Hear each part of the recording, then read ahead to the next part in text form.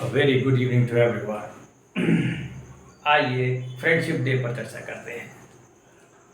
और तुम्हारे मित्र और शत्रु हो जाते हैं। ये एक बड़ी अजीब सी बात है कि तुम्हारे मित्र और शत्रु हो जाते हैं यहाँ पर। कभी तुमने सोचा है ये शत्रु और मित्र का खेल किसका है? कुछ लोगों को तुम कहते हो ये हमारे मित्र हैं और इसीलिए तुम फ्रेंडशिप डे मनाते हो। कुछ को तुम इसका मतलब नहीं मानते हो कि तुम्हारे मित्र हैं, वो तुम्हारे शत्रु हैं। अगर मित्रता होगी तो शत्रुता होनी ही है यहाँ पर, क्योंकि द्वंद्व हमेशा दो तरीके से हो रहा है। अच्छा है तो बुरा है, अच्छाई है तो बुराई है, खराब है तो अच्छा होगा, मित्र है तो शत्रु है। और अगर कोई ना है तो जब कोई नहीं है तब तुम सर्वोच्च अवस्था में पहुंच रहे हो। मैं तुमसे कहूँगा ध्यान रखना मेरी बात का।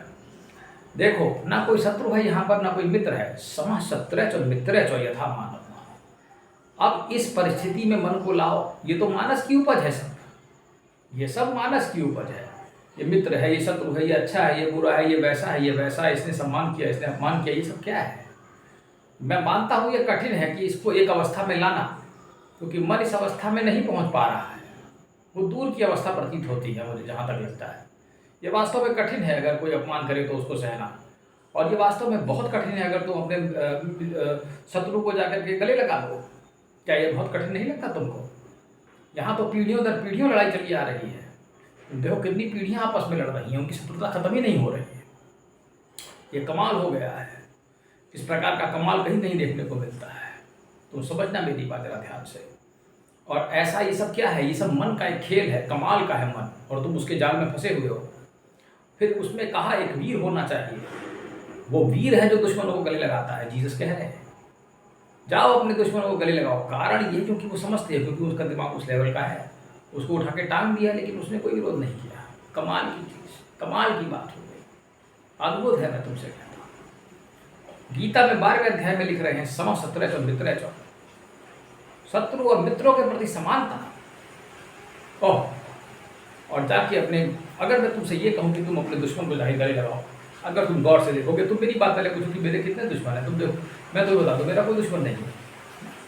ये बिल्कुल सत्य है। अगर मैं बहुत गौर भी करूँ तो इस संसार में ऐसा कोई व्यक्ति नहीं है जिसके साथ मैंने ऐसा बर्ताव किया हो जो कि मेरा दुश्मन मान के अपने बैठा हो। ऐसा सवाल ही पैदा नहीं होता कि मैंने किसी के दिल को दुखाया हो सकता है दुखाया, चिल्लाया हो, लेकिन चिल्लाता हो, कोई कोई चिल्लाता भी हो, भाई नॉर्मल हो, अभी थोड़ा ठीक है, इंसान ही हो। तो पॉइंट यहाँ पर, लेकिन वो नहीं किया कि किसी का अहित किया हो। ये कोई दुश्मन मान के अभी अगर मैं विचार भी करूँ किसी पे कि कोई दुश्मन है क्या, नहीं निकल के आएगा, कहीं दूर दूर तक नहीं निकल के आएगा। अब अगर जहाँ तक दुश्मन को गले लगाने की बात है, अगर तुमने किसी को दुश्मन मान लिया है तो वो इसलिए कहा गया है क्योंकि उसमें तुम्हारा अहं को चोट लगती है कि मैं क्यों पहल करूँ। तो यहाँ पर सवाल उस चीज़ का नहीं है कि तुम दुश्मन को गले लगाने जा रहे हो। यहाँ पे सवाल तुम्हारे अहंकार का आ गया है। समझने का प्रयास करना, यहाँ पे अहंकार का सवाल है। क्योंकि अगर तुम इतने वीर हो चुके हो कि तुम अपने दुश्मन को गले लगा लो, तो इसका मतलब तुम्हारा अहंकार मिट चुका है। और जिसका अहंकार मिट चुका होता है उसका कोई दुश्मन होता ही नहीं, क्योंकि वो समदर्शी हो जाता है। समदर्शी का जो इच्छा नहीं होगी उसके लिए सभी समान है। और पहली बात, अगर थोड़ा सा विचारवान और विवेकवान व्यक्ति होगा तो वो वैसे भी देख सकता है कि संसार में सिर्फ एक ही परमेश्वर भी है। तो यहाँ दुश्मन कैसा? जब तक द्वैत मौजूद है, ठीक है, द्वैत मतलब ड्युअलिटी मौजूद है, तब तक तुम पीस में नहीं रह सकते। और अगर किसी की दृष्टि ऐसी हो जाए निरावरत, तो वो देख सकता है कि सब एक ही है। इसलिए मैंने आज सुबह एक स्टेटस डाला था, तुमने अगर गौर किया हो, तुमने पता नहीं मेरे व्हाट्सएप में कितने ही लोग नहीं सुनते होंगे, उसको कितने लोग सुन लेते हैं। देखो, मैंने उसमें ये लिखा था कि अगर तुम्हारे को कोई मित्र बनाना है तो श्री कृष्ण जैसा मित्र बनाओ, जो सब हैं तब भी है, सब हैं तब भी है का मतलब है क्योंकि वो सब में तुम उनको देख पाओगे कि सब में वो विद्यमान है। और वो जब न कोई नहीं भी है तो भी वो चला आएगा। और ये एक बार नहीं, 1000 बार होगा। श्री कृष्ण ने खुद कहा है, मेरे भक्त मेरे सखा जैसे हो जाते हैं।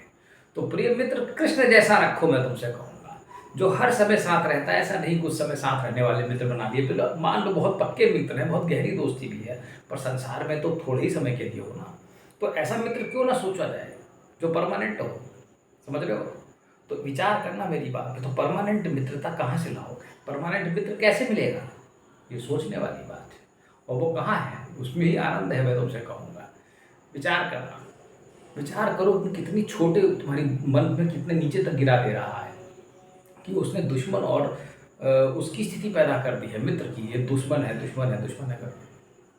और कितनी प्रबल माया है, कितना प्रकृति का बनाया हुआ यह अस्त्र मन संबल है, तुम कह सकते हो, या इसमें कितनी अधिक ताकत है। तो पूरे संसार में इसी तरीके से चलाता है। कुछ लोगों को पसंद करना, कुछ लोगों को पसंद नहीं करना, कुछ को चलना, कुछ ये कुछ वो।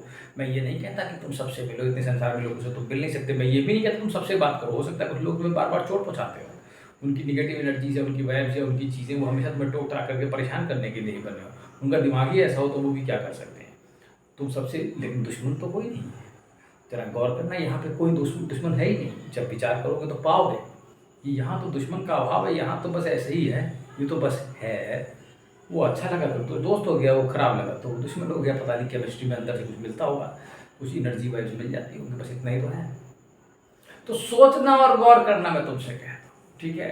तो मेरी तो फ्रेंडशिप डे पे तुमसे यही रहेगी कि यही एडवाइस होगी कि तुम्हारा यहाँ ना कोई मित्र है ना कोई शत्रु है, ये बस है। धन्यवाद।